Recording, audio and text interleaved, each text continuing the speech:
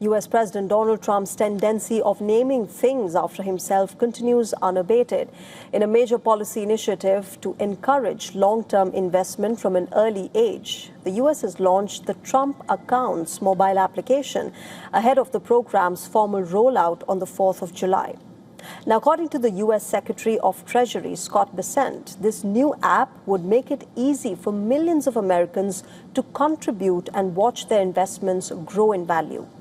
He added that the app launch marked a key milestone toward expanding financial access and delivering prosperity for all Americans. Now, who do these Trump accounts cater to? Well, all American children under the age of 18 with a valid Social Security number are eligible. Parents or legal guardians can open and manage these accounts on behalf of their children. To motivate people further, in fact, the government of U.S. will deposit $1,000 in the accounts of the children born between 1st January 2025 and 31st December 2028. These funds will be invested in American companies in the stock market to fetch good returns.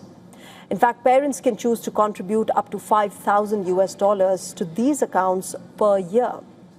Now, assuming $1,000 is deposited by the government and parents add another $5,000 each year, such an account will have a balance of $13 million by the time the child turns 55.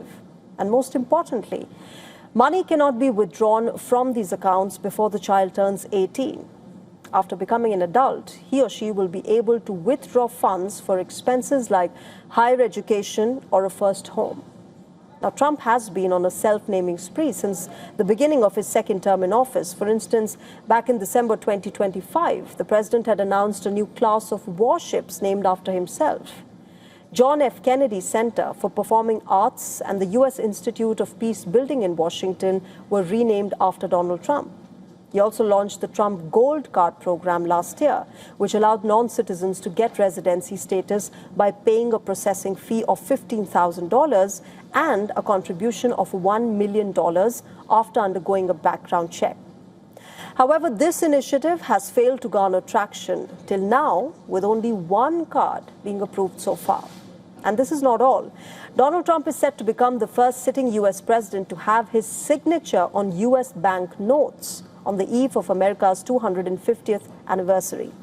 The first 100 US dollar notes with Trump and Bessent's signatures will be printed in June this year.